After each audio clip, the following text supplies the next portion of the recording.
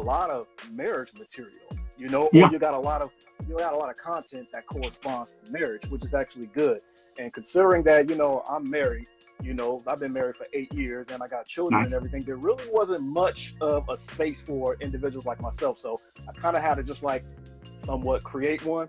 But I also like getting the input for those that either were married or just already just knows Yeah. what the business or what the context of marriage was.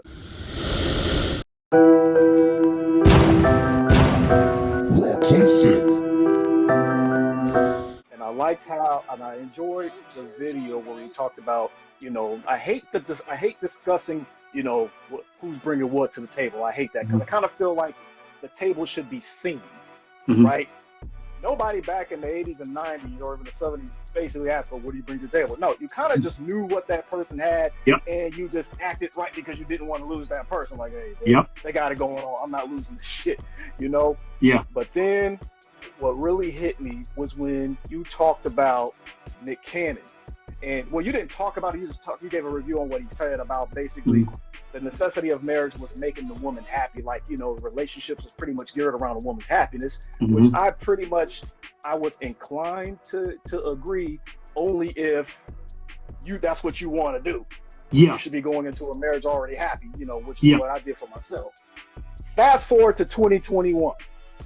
You done seen divorce after divorce after divorce, and I'm sure you read many books on how divorce damn near increased and everything. Yeah. And now we're in modern times. So I wanted to go ahead and talk to you. And what really sparked this, the last video I saw is where you said, I'm paraphrasing, in the next 20 years or within the next 30, marriage is going to be pretty much done. Yeah. Nobody is going to marriage as we know it. Marriage as we know it now. It won't look the same. All right. And so that's what I wanted to have a conversation with you about. You really didn't touch on it much because, you know, you keep your videos to a minimum and straight to the point, which is good. And I was looking for a video to see, like, okay, did he expound it longer? I really didn't see much, and that's my bad. But that's what I wanted to discuss with you. So in modern times, the modern men, or just men today, even traditional men like ourselves, can we reinvent marriage? Can we do it right now? Can we change the game? What would make couples out there, well, actually, what will make men want to go ahead and bring back the idea of marriage, but maybe reimagine it? Can you do that?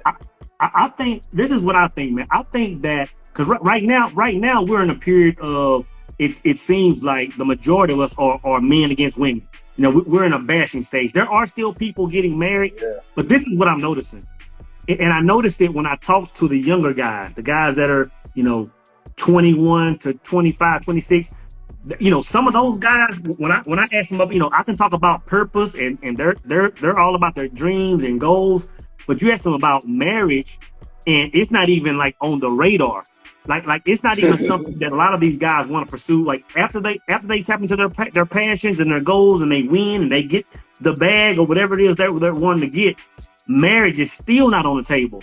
So I'm like, man, like that's a scary thought because the content we're putting out now, I'm talking about us as adult men that are putting out content. We're you know, in a you know, the grand scheme of things, we're preaching extermination. You know, we're saying don't get with women, don't procreate.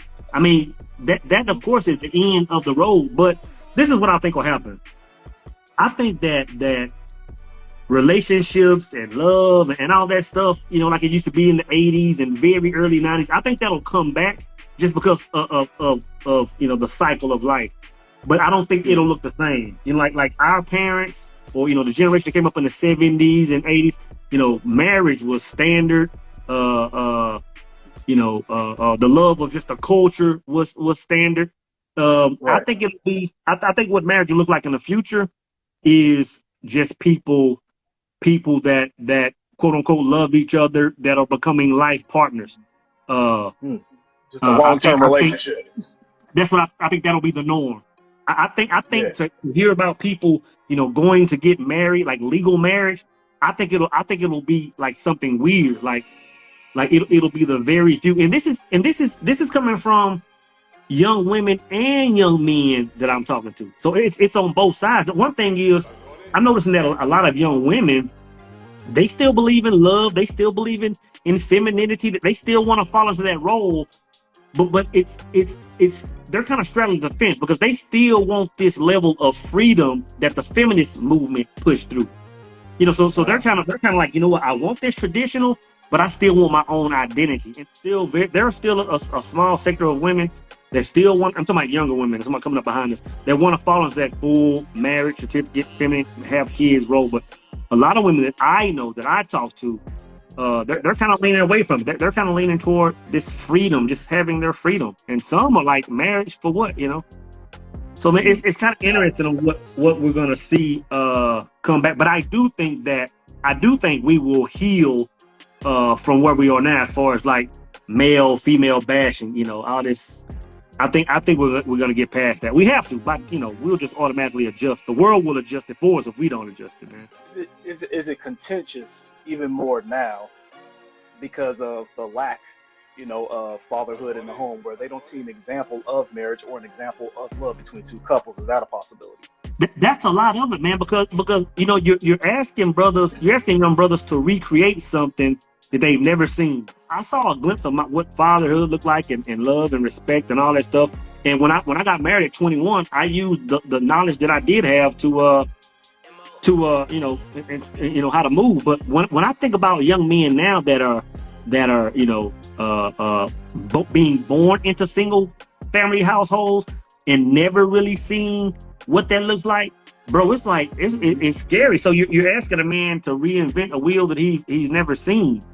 So yeah, that's a lot of it. That's a lot of it. And what happens is you have men and women that try. They're trying in relationships and they're failing and they're failing and they're failing. And then next thing you know, they're saying, you know what? All women are jacked up. Since I'm a good man and I can't find any relationship to work, it's got to be all the women are messed up. When really it's both sides, because you have nobody knows how to paint a picture that nobody's really seen, man. So that's a lot of it. And look, and to be honest, it's only going to get worse. Because we still have many single parent households, men and women, so it's only going to get worse, man. Children are being raised up at a younger age now, not seeing it, because it used to be where divorce was heavy, and then a kid can maybe have a little small window of time with both parents. But now you have people having kids and they're not even married, so it's like a child never sees it, man. You can't reinvent something that's pretty much brand new to an individual that's oblivious to it. Like you said, there's way too many boys, especially raised in a single parent household, regardless if they're married, raised by mom or dad, right? Yep. And so now they know, but what's weird is they know the concept of the long-term relationship. Mm-hmm. It's just the matrimony. Mm-hmm. It's like they made it like a whole different entity. And so now, in other instances, there's a lot of people out there that don't want to get the state involved, and I get it, because it's like, if I end up marrying you and things don't work out, I could lose half my shit. So I do understand that, and therefore that's where a prenup comes in. But as men, is there something wrong with us to where we cannot, have our women, I don't want to use the word loyal, but that's the only word I can think of, but be loyal and faithful to us? I know there's like, some men out there that's like, I don't want to say drama prone, but screw it, we'll go ahead and use that shit, because women are filing for these divorces. And so the new man right now, what can he do to keep his marriage intact? What can he do to just like, yo, I want you to have my last name? Is it because there's really no incentive for, men to get married nowadays? Well, see, man, for the longest, I would say for the longest, man, and my views on marriage have changed over the last 5 years, probably 2 or 3 times. I was at one stage, I was saying, man, marriage is the worst idea on the planet. I was even looking at one of the comments from, I think his name was Red Pill Mike. He said his mom been married for, I think it was idea. But I'll say this. I do believe in marriage now. I do believe in legal marriage now. My thing is, I think that the majority of people that are legally married shouldn't be. One, a man needs to be on purpose. He needs to be on his life mission. Because once he's in his life mission, now there's room, now there's a role for a woman to come in and step in. So now whatever, when you talk about women taking half, now you're in a position where your woman can come in and contribute half. And that can be being a part of your business, or it can be just strictly taking care of home. Because I feel like if a woman is taking care of the kids, home, cooking, cleaning, where I can do more work, it's like you're part of the team. It's like if I all go down and I lose half, in my opinion, you're entitled to half, because if a woman comes in and do that, I'm at least 2 times more productive. So that's how I look at it. So one thing is, I think a man needs to be on his purpose. 2, I think if you're talking about legal marriage, 1 purpose, and she's contributing half. 2, I think if kids are going to be involved, and this is why I say kids, not necessarily strictly because you're having kids, but I think like it needs to be in place for if, you know, when you're dead and gone and your great grandkids and you started businesses, like you and your wife have started businesses and all that stuff. I think you need something legally saying that, hey, you know what? It was us 2 worked together. Yeah. We started business. You know, the children from our seeds. You know, you need something in place when you're long gone. So really that legal paperwork is not really nothing for here. It's for when you're gone. It says, you know what, this is what it was 200 years ago. You know, a lot of people say, oh, well, it's not ordained by God. You know, I don't really believe that. I believe that even before people decide to walk down the aisle or go get legally married, I think once they've made a decision that, hey, it's me and you, like it's no one else except me and you and I are committed, I think right then they're married. That's my personal opinion. Because to say that legal marriage paperwork is being ordained by God, then it's like, well, who are you calling God? The government? Because that's who put the stamp on it. You know what I'm saying? Is that who God is? You know, but I'll be honest, bro. And I know there's a lot of talk right now. People, you know, we live in an anti-relationship culture right now, and I think that every man needs to be comfortable with being single and all that stuff. But me personally, I always see like relationships, love, marriage, you know, whatever, you know, that direction is the way to go, man. It's a healthier way to go to me. Say something, and you probably heard, you know, social media buzz, you know, when a woman crosses in that line, that little danger zone, whatever, you know, they could get to a period where they're gonna die alone. And after thinking about that for a very long time, I was like, can a man die alone? I was like, oh, yes. I cannot really think about dying and not knowing that, and I said this before, not knowing that my name is not carried, that my bloodline is cut off, that my estate when I die is not being handed down to anybody, and lawyers or whatever is just going to basically vulture and butcher my shit up, divide it up or whatever, because I didn't leave it to any family, no kin, no nothing. Just to know that I was here on this planet making money and died. No kids, no nothing. That's it.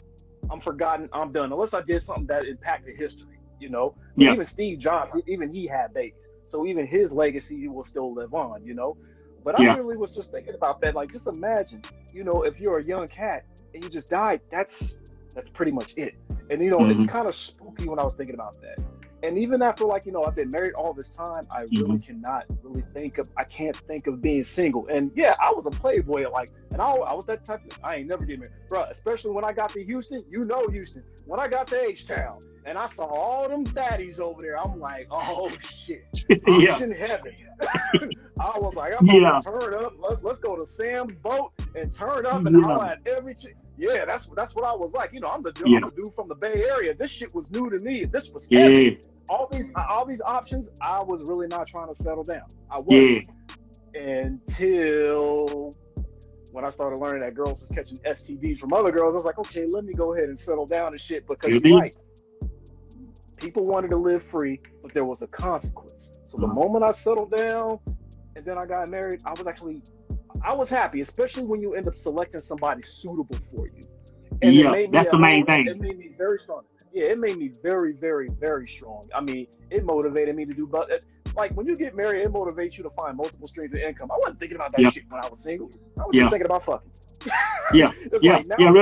Now that you have a family, when you have a family, you're like, you know what? I want to do this. I'm gonna do this. I'm gonna try this. And you fail. And the dopest thing about it is when your wife is just like, hey, good job. Like, don't give up. Keep going. And you want to basically be like the role model for the babies. Tell you, brother, the right woman will shift you inside and make you want to be better and you know, get multiple streams of income. And it's weird, man, because the right woman will make you really understand the dynamic of male and female.